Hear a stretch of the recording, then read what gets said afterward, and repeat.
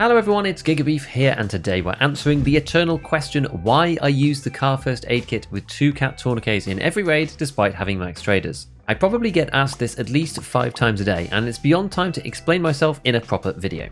By the way, I do stream on Twitch and YouTube, so come over when I'm live to ask me any questions. So the healing thing is pretty complicated if you want to make the most efficient choice, as there are loads of factors to consider between the various healing stats and the economics of the medkits themselves. But in short, let's just start with the basic argument. 220 HP is enough in 99% of cases. If you lose the fight and you die, it doesn't matter anyway. If you win the fight, your opponent will almost always have some meds in their rig which you can use to replenish your stock. Car kits only heal light bleeds, but that doesn't matter because we almost always pair medkits with an independent heavy bleed item, as heavies remove a ton of durability from medkits in general. People like to use hemostats with 3 heavy bleed uses, but getting 3 heavy bleeds in one raid is extremely unlikely. Hemos cost 14k from Therapist, whereas cat tourniquets are about $30 or roughly 4k, so bringing 2 of these in is almost half the price. S-marches are about the same price as a cat tourniquet, but these have a 5-second use, whereas a cat is 3 seconds, which is exactly the same as the hemostats. But the main downside is that you have to re-hotkey them after using the first one, which if you remember to do it, is no problem. As a medkit itself, cars are the most expensive that they have ever been this wipe, but at 12k they are still by far the cheapest. You can even barter them for cans of salmon for lower than this if you keep an eye out for them on the flea market. With this outlined, let's delve a little bit more into detail and look at the meds that we're not going to use as our daily HP healer.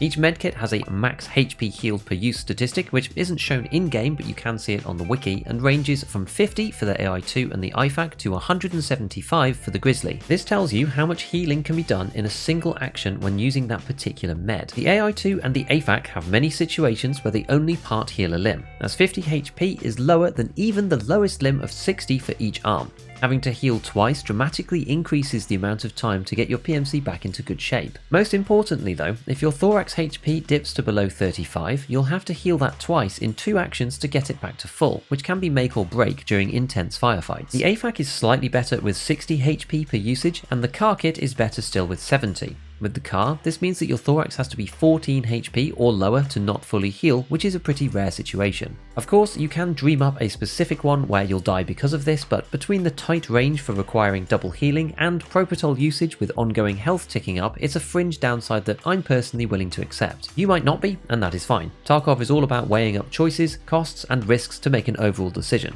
The Soleil's single-use heal is 85, so this always heals back to full regardless of the situation, which for some people is one reason to use it. The other meds though are too compromised to use as a main med, so I rule out the cheese, the IFAK and the AFAK on this point, leaving just the car, the Soleil and the Grizzly, which to be honest are the main ones that people tend to use anyway. The actual healing speed for raw damage is very similar between the 3, although the Grizzly is the fastest because the 175 HP per usage is obviously overkill, but this means that you can cancel the animation early and still get back to full health. For status effects though, it's a little bit different. The car only heals light bleeds anyway, and these are relatively low on medkit usage, being 50 on the car, 45 on the Soleil and 40 on the Grizzly. We're typically not using the medkits directly for heavies because of the specific items that deal with them and the high usage cost, being 175 on a Soleil and 130 on a Grizzly, although you can just use the Grizzlies for them in theory because it has so much overall HP. Grizzlies also fix fractures, but the Grizzly status effect heal is much longer at 5 seconds rather than 3 for the other 2.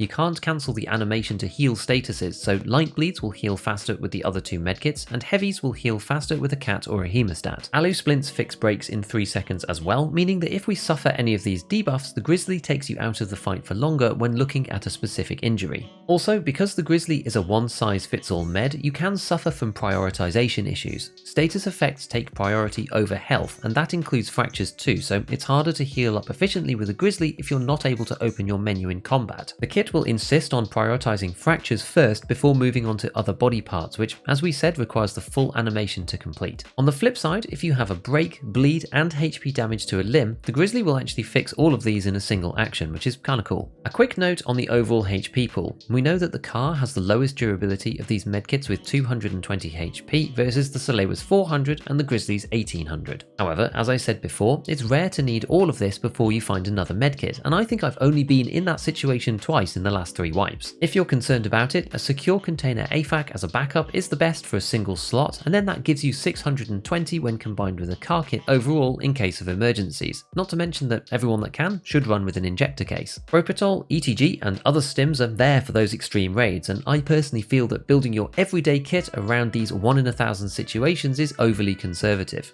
This choice does have some economic impact, especially as you get to keep stuff in your secure container indefinitely until the moment that it's needed, versus the meds that you're bringing with you routinely that get lost on death as they are in your rig. By the way, I don't recommend keeping meds exclusively in your secure container for ultimate cost saving, as you really do need the ability to hotkey them for access to some healing outside of opening your inventory. This one really is a false economy as far as I'm concerned, except for maybe right at the start of the wipe with a pocket grizzly. That leads us nicely into prices. The car is 12k guaranteed from Therapist, or even lower with the Salmon Barter sometimes. The Salewa is expensive on Therapist at 37k, but around the low 20s on the Flea, and can be cheaper with the paid barter sometimes, although this usually sits around the high teens. The Grizzly is an enormous 80k from Therapist, but around 35,000 both on the Flea and when doing the craft, and it can also be even cheaper than this at about 30k using the gas analyzer and the UV lamp barter. So the nice thing about the car is that it's significantly cheaper if you want to buy meds quickly, and is somewhat cheaper if you're planning things carefully using barters efficiently. Comparing the standard setup of Salewa plus Hemostat to the car plus cat, even assuming the most generous situation where paid is trading at 18k on the Flea and we're buying car kits from Therapist, this comes to 32k's worth of meds per raid versus 20. Every 10 raids of buying meds, you'll be better off by 120,000 rubles at least with the car combo, and this could be up to around 200k if buying Salewa off the Flea instead. I don't really care about spending money per se, but I hate spending it when I feel like I'm getting nothing or only something tiny in return. I'd rather put that cash towards more storage, for example, than health kit durability that I'm not going to use most of the time. If that wasn't enough for you economically, we also have the ability to recycle car kits using the hideout. If you can keep the kit without fully using it, there is a craft in the med station to turn it and 1 set of medical tools into a CMS kit. It literally doesn't matter how many points the car kit has left, and so I use all of my non-full car kits this way unless I'm completely full on loot in raid and I have to get rid of it for some reason, which basically recovers the entire cost of buying it in the first place and is very efficient if you make it out of raid with your med kits intact. There is actually a craft for Salewas too using the same method, but as this one requires 2 car kits instead, often the CMS craft is just better. Before we move on, there is something to be said for the Grizzly here. Given out of raid healing is more efficient using these kits than Therapist's heal service, something you can do is use the Grizzlies down to about 500-600-ish and then take them into raid.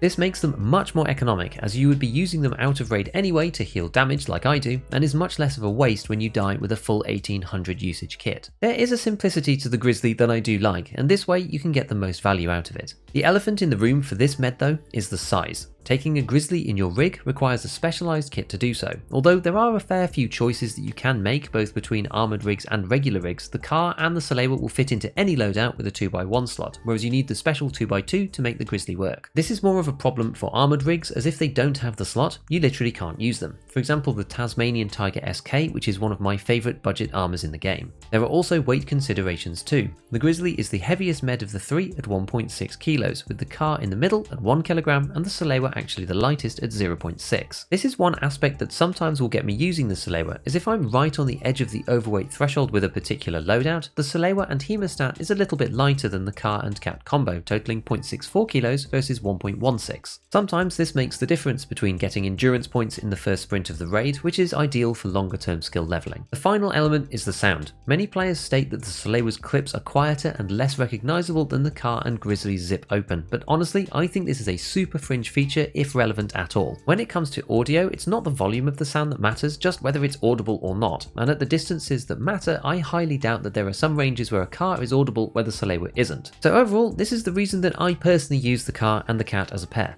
It does what I need it to whilst being economically efficient, and I would have swapped to something else if there was a glaring flaw with it whilst playing, which just isn't the case in my experience. If you are really gunning for Shift W PvP, you can end up in more situations where the medical stuff gets squeezed a bit, and the only place where I've felt more borderline is when I was playing labs a lot for the GPSA and MCC devices, but everywhere else it's rarely an issue. I genuinely feel that most players using this kit would find no difference between the Hemostat and the Salewa and would just end up with a little bit more money in their pocket. So next up, go and watch my hotkeys video as a reminder of how to bind together heavy bleed items and med kits onto the same key. Otherwise, as usual, a big shout out to all my patrons, hit all the buttons if you enjoyed the video, and as always, have fun in your raids!